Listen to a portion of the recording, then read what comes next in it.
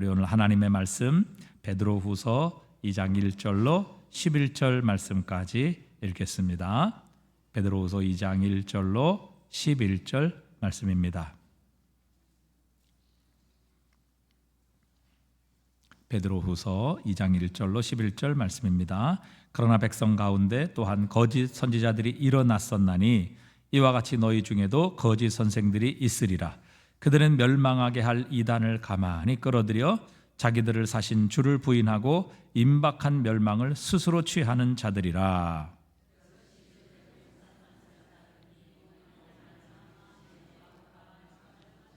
그들이 탐심으로써 지어낸 말을 가지고 너희로 이득을 삼으니 그들의 심판은 옛적부터 지체하지 아니하며 그들의 멸망은 잠들지 아니하느니라.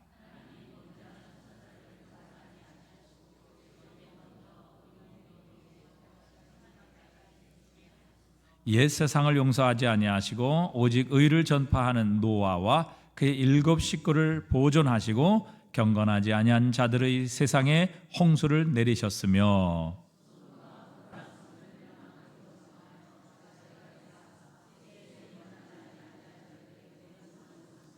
무법한 자들의 음란한 행실로 말미암아 고통당하는 의로운 롯을 건지셨으니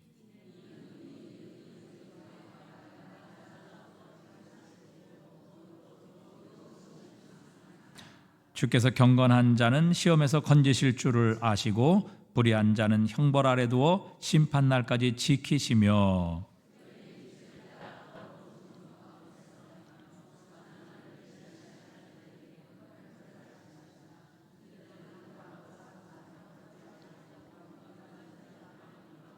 함께 읽습니다. 더 큰 힘과 능력을 가진 전사들도 주 앞에서 그들을 거슬러 비방하는 고발을 하지 아니하느니라. 아멘. 거짓 복음을 분별하라는 제목으로 우리 정 목사님 나오셔서 말씀 전하실 때 큰 은혜 받으시기를 바랍니다. 기도하겠습니다. 사랑이 많으신 하나님 아버지 감사합니다. 우리를 이러한 혼탁한 세상 가운데에 거짓 복음을 분별하지 못하고 거짓된 삶으로 살아가는 이러한 혼탁한 세상 가운데에 우리를 진리가 있는 그곳으로 인도하여 주시니 너무나도 감사합니다. 그러나 여전히 우리는 부족합니다. 연약합니다. 날마다 말씀으로 우리를 인도하여 주시고 성령님 우리를 인도하여 주시옵소서. 오늘도 주님의 말씀 가운데 분별하는 지혜를 허락하여 주시옵시고 이 땅 가운데서 성도된 삶으로 믿음을 지키며 인내하며 주님께 영광 올려드리는 우리가 다 되어질 수 있도록 주님 인도하여 주시옵소서. 감사합니다. 우리 주 예수 그리스도의 이름으로 기도드립니다. 아멘. 거짓 진리는 어느 시대에나 있었습니다. 과거에도 있었습니다. 오늘 본문의 1절을 살펴보면 백성 가운데 거짓 선지자들이 일어났었나니 라고 말하고 있습니다. 이것 또한 과거형이지요. 일어났었나니. 이것은 과거에 이스라엘 백성들 가운데서 거짓 선지자들이 활동하였었다. 그 시대에도 거짓 선지자들이 있었다라고 말하고 있는 것이죠. 정말로 구약시대의 성경을 찾아서 살펴보면 성령에 사로잡혀서 오직 하나님의 말씀을 선포하였던 참 선지자들도 있었던 반면에 자기 생각으로 말미암아 이 모든 것이 자기 생각이었음에도 불구하고 이 생각들을 하나님의 뜻으로 가장하여 거짓된 허구들을 정말 사실인 것처럼 선포하는 거짓 선지자들이 많았었습니다. 예레미야 23장 보면 16절에 이렇게 말씀이 있습니다. 만군의 여호와께서 이와 같이 말씀하시되 너희에게 예언하는 선지자들의 말을 듣지 말라. 그들은 너희에게 헛된 것을 가르치나니 그들이 말하는 묵시는 자기 마음으로 말미암은 것이요 여호와의 입에서 나온 것이 아니니라. 이렇듯 자기 마음으로 말미암음으로 여러 가지 모양으로 구약 시대에도 거짓 선지자들은 활동하였습니다. 현재를 살아가는 우리의 시대 속에서도 많이 발견되는 것 같습니다.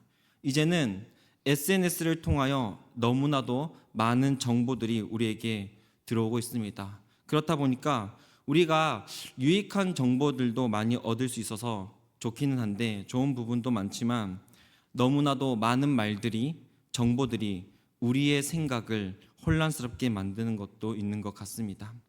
그리고 또한 주위를 살펴보면 정말 우리와 가장 가까운 곳에서도 거짓 선지자와 같은 부분을 발견할 수도 있을 것입니다. 우리가 이러한 거짓된 진리에 대하여 쉽게 생각하지 말아야 할 것은 마태복음 24장 11절에서 말씀하신 것처럼 거짓 선지자가 많은 사람들을 미혹한다라는 것입니다. 거짓된 이야기들의 마음이 흔들리기도 한다라는 것이지요. 그 거짓된 수많은 이야기들 중에 자신이 가장 중요하게 생각하던 것이 건드려지면요, 우리의 마음은 믿는다라고 고백하였던 우리였을지 모르지만 흔들림에 요동치게 될 수 있다라는 것이죠. 오늘 본문을 보면 신약 시대에도 거짓 선지자는 활동하였습니다. 그러므로 그들을 경계할 것을 말하였습니다. 또한 그 거짓 선지자들에 대하여 그들의 특징들을 성경은 우리에게 명확히 알려주고 있습니다. 오늘 본문을 통해 우리가 큰 특징 두 가지를 알아보고자 합니다. 하나님께서 말씀하신 거짓 진리가 많은 사람들을 미혹하는 상황 가운데 우리의 믿음을 더욱 굳게 곤두세웠으면 좋겠습니다. 거짓된 것들에, 거짓된 환난한 말에 넘어가지 마시고 충분히 하나님이 주시는 말씀으로 대응하며 분별하며 나아가는 우리가 되었으면 좋겠습니다. 거짓 선지자들의 첫 번째 특징은요, 인간을 찬양한다는 것입니다. 인간을 높이고 인간을 찬양한다라는 것이죠. 앞서 살펴보았던 예레미야 23장 16절에서도 드러나고 있습니다. 제가 다시 한번 읽어드리겠습니다. 그들이 말하는 묵시는 자기 마음으로 말미암은 것이요 여호와 입에서 나온 것이 아니니라. 자기의 마음으로 말미암은 것이 거짓 선지자들의 특징이라고 예레미야가 말합니다.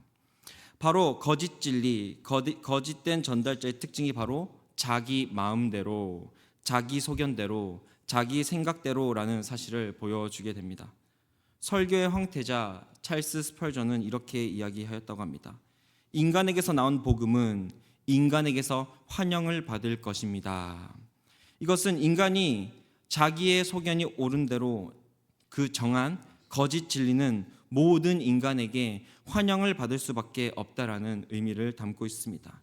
인간은 인간을 찬양하기 위하여 복음을 만들어 전하기 때문에, 그래서 인간을 찬양하기 위한 복음은 어떻습니까? 칭송받거나 환영받을 수밖에 없을 것입니다. 지금 저를 포함해 여기에 모인 우리들도 사실 칭찬받으면 기분 좋지 않습니까? 높임받으면 좋지 않습니까?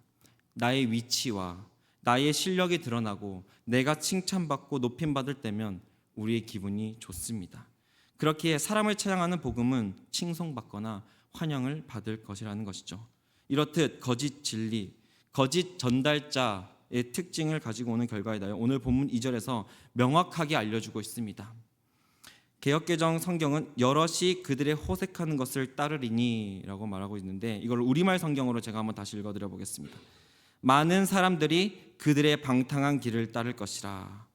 바로 그들의 진리, 그들의 복음, 우리를 높이고 인간을 찬양하기에 매우 매력적이고 우리가 너무너무도 함께하고픈 그러한 우리의 재미를 돋구는 말이기 때문에 그들의 말이 정말 솔깃합니다. 그런데 자세히 분석하여 보면 하나님의 방법을 비판하고 인간을 찬양하며 높이는 일이라는 것을 알 수 있습니다. 우리가 끌리는 말과 우리를 칭찬하는 그 복음이기에, 그렇기에 그들의 논리와 또 논쟁이 우리에게 솔깃할 뿐만 아니라 그것이 맞다, 이것이 맞는 것 같다라고 느껴지기도 할 것입니다. 사실상 그들의 말, 그들이 말하는 복음이라는 것을 우리가 자세히 분석해 보면 그들이 말하는 것도 명확한 팩트가 없습니다. 명확한 팩트가 없음에도 불구하고 그들이 맞는 것처럼 느껴지게 됩니다. 그렇기 때문에 많은 사람들이 그들의 방탕한 길을 따를 것이다 라고 오늘 본문은 말씀하여 주고 있습니다. 그렇다면 결과적으로 이 첫 번째로 나타난 우리가 항상 경계하기를 힘써야 하는 것은, 그 거짓 선지자들의 특징은 무엇입니까? 바로 사람을 찬양하는 것, 사랑을 높이는 것, 그러기 위해 자기의 생각과 자기의 소견대로 하는 것입니다. 거짓 선지자들의 특징 중에 하나는 모든 것이 바로 누구의 중심으로 되어 있는가? 바로 인간 중심으로 되어 인간이 높임받는 체계로 되어 있음을 2절 말씀을 통해 우리는 알게 되는 것입니다. 모든 거짓된 것들의 본질은 사실 우리의 생각, 우리의 소견입니다. 왜냐하면 창세기에도 이것이 드러납니다. 창세기 아담과 하와로부터 시작된 것이 이러한 것이기 때문입니다. 하와가 말합니다. 창세기 3장 3절에 이렇게 말합니다. 동상 중앙에 있는 나무 열매는 하나님의 말씀에 너희는 먹지도 말고 만지지도 말라 너희가 죽을까 하노라 하였느니라. 그 다음 뱀이 말합니다. 4절입니다. 너희가 결코 죽지 아니하리라. 너희가 그것을 먹는 날에는 너희 눈이 밝아져 하나님과 같이 되어 선악을 알 줄 하나님이 아심이니라. 아담과 하와는 선악과를 먹고 어떻게 되었습니까? 죽었습니까? 즉시 죽었습니까? 뱀이 말한 대로 아담과 하와는 선악과를 먹고 즉시 죽지 않았습니다. 그런데 7절을 살펴보면 그에 대한 결과가 나옵니다. 이에 그들의 눈이 밝아져 자기들이 벗은 줄을 알고 무화과 나뭇잎을 엮어 치마로 삼았더라. 여기에 죄의 결과의 시작이 무엇입니까? 자기 사랑입니다. 자기를 지키는 것이지요. 하나님을 사랑할 때는 자기의 허물 따위 보지 않고 있다가 이제 그들이 자기 사랑의 눈이 밝아져 자신의 벗은 모습, 자신의 부끄러운 모습을 가리기 시작한 것입니다. 그러므로 하나님과의 관계를 회복하자고 한다면 인간은 최종적으로 무엇을 버려야 하겠습니까? 바로 자기를 찬양하는 것, 자기를 높이는 것. 결론적으로 우리는 자기를 버리는 겸손으로 나아가야 한다라는 것입니다. 그러므로 거짓 복음, 거짓 선지자의 특징들의 핵심 부분을 차지하는 것이 바로 이 사람을 높이는 것, 사람을 찬양하는 것, 바로 이 부분이라는 것을 기억했으면 좋겠습니다.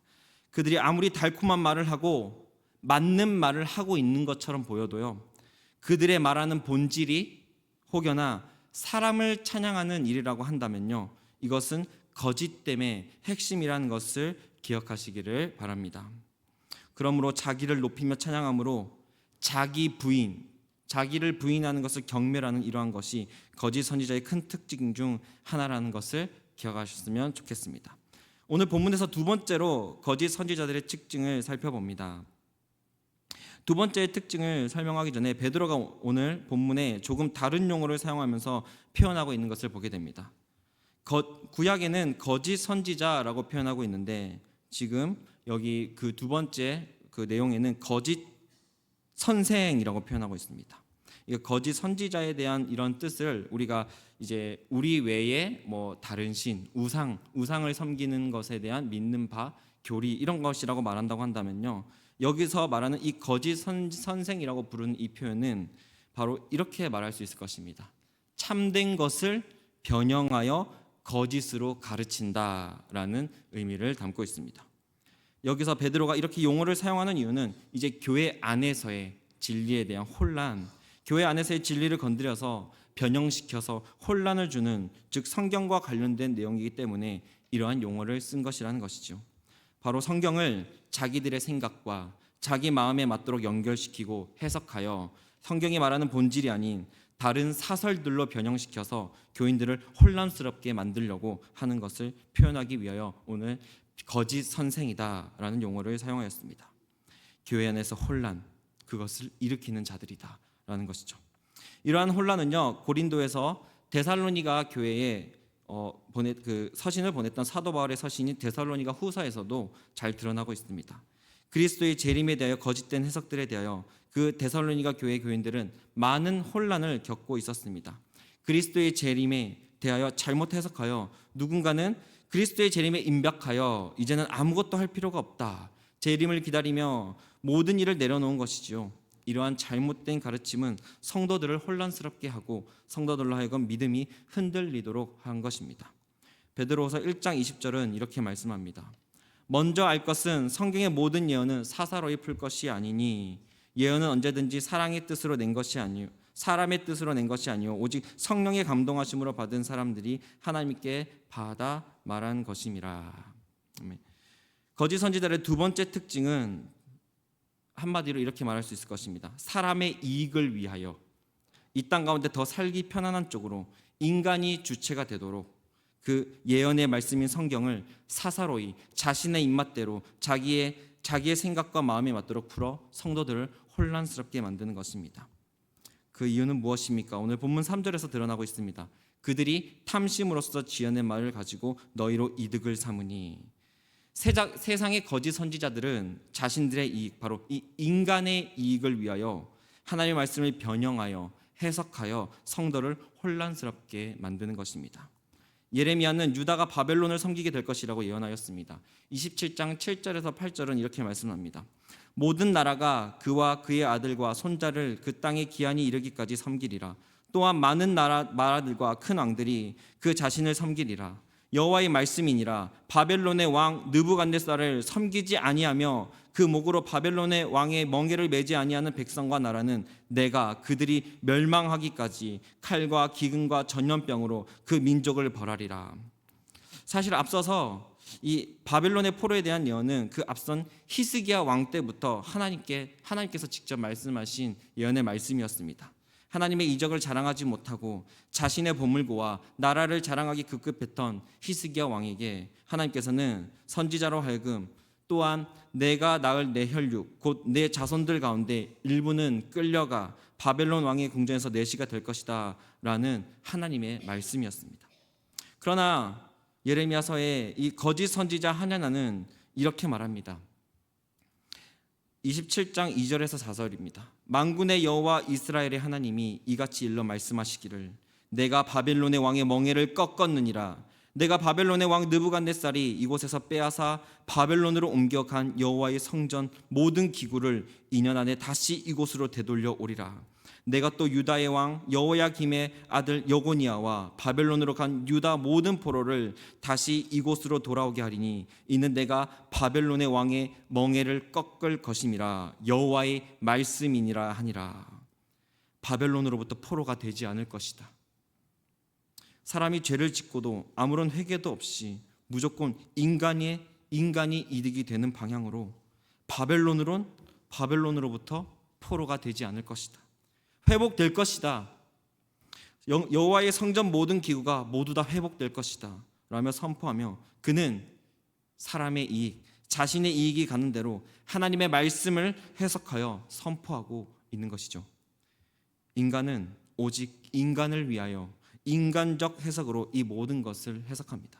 결국 이스라엘의 역사 속에서 하나님의 말씀은 모두가 다 이루어지게 됩니다. 거짓 선지자 하냐냐의 인간 찬양의 예언이 이루어진 것이 아니었죠. 그들은 처참하게도 바벨론의 포로가 다 되고 말았습니다.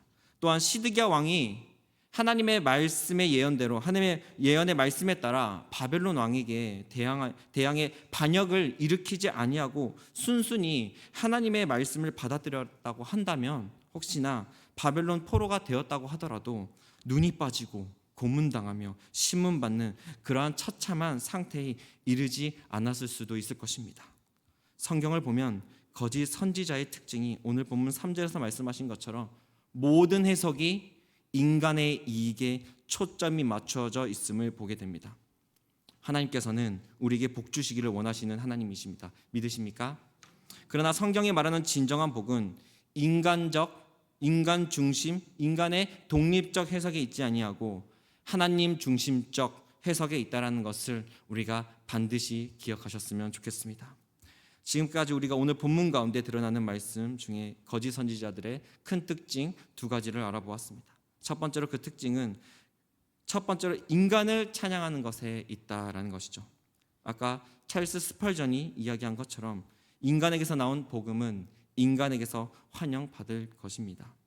거짓 선지자의 미혹을 받지 않으려면 우리는 어떻게 해야 되겠습니까? 우리는 제일 먼저 이것을 살펴야 됩니다. 하나님을 찬양하고 있는가? 인간을 찬양하고 있는가? 인간의 편안함, 인간을 높이고 있는가를 살펴봐야 한다는 것을 기억해야 할 것입니다. 그 결과가 만약 사람을 찬양하는 일로 끝나버린다면 그것은 거짓된 것입니다. 우리가 이단이나 어떠한 종교에 가서도 같은 정통 교회라고 할지라도요 결국 우리가 사람이 신이 되거나 이 땅 가운데서 나 자신의 높임, 나 자신의 찬양에 대한 풍족한 그런 삶으로 초점이 맞춰져 있다고 하면요 그것은 거짓일 확률이 매우 높습니다. 그러므로 우리는 하나님을 찬양하는가, 사람을 칭찬하며 찬양하는 것인가를 분별하시기를 바랍니다. 2절에 말씀하시는 것처럼 사람을 찬양하고 진리의 도가 비방을 받게 된다면 그것은 거짓 복음이라는 사실을 다시 한번 기억했으면 좋겠습니다. 두 번째로 살펴본 거짓 선지자의 특징은 인간의 이익에 초점이 맞추어져 성경을 해석한다라는 것을 기억합시다. 우리가 말씀을 읽고 해석할 때 우리의 세상적 이익에 초점이 맞춰져 있다면요, 경계하며 주의해야 할 것입니다. 인간의 이익에 초점이 맞춰져 있다면 우리가 경계해야 할 바로 그 거짓 선지자의 특징이라는 사실을 우리가 기억했으면 좋겠습니다. 사랑하는 여러분, 세상이 너무 혼탁하고 혼란스러운 세상을 살아가고 있습니다. SNS를 통하여 또한 영상을 통하여 말씀은 전해지지만 그 말씀을 분별하지 못하고 그 말씀에 내 귀에 솔깃한 것, 그것을 받아들이며 그것을 나의 묵상이니 그것이 진리이니 그것을 바라보며 살아가는 또 우리의 모습이 있진 않은지, 또 이 세상에 믿지 않는 사람들이 그것을 보면 그곳에 홀리지 않겠습니까? 하나님, 예수님께서는 이 땅 가운데 자신이 미움받을 것이다 라고 말씀하셨는데 세상은 그러한 것을 보면서 얼마나 기뻐하겠습니까? 마태복음을 보면 우리가 얼마나 하나님을 날마다 구하며 분별력을 가지고 살아가는지 더욱 깨닫게 되는 것 같습니다. 이렇게 말합니다. 거짓 그리스도들과 거짓 선지자들이 큰 표적과 기사를 보여 할 수만 있다면 택하신 자들도 미혹하리라 라고 말합니다. 그러므로 우리가 날마다 이 혼탁한 세상 가운데 주님의 말씀과 기도로 살아가 우리의 삶 속에서 그리스도를 나타내는 삶으로 살아가시는 저와 여러분이 다 되시기를 바랍니다. 결론을 맺겠습니다. 오늘 본문에서 드러난 두 가지 거짓 선지자의 큰 특징은 인간을 찬양하는 것과 인간의 이익에 초점을 맞추는 특징을 가지고 있음을 우리가 살펴보았습니다. 거짓 복음과 거짓 선지자는 오늘 본문 가운데 이미 그들에게 심판이 정해져 있었다라고 말씀하고 있습니다.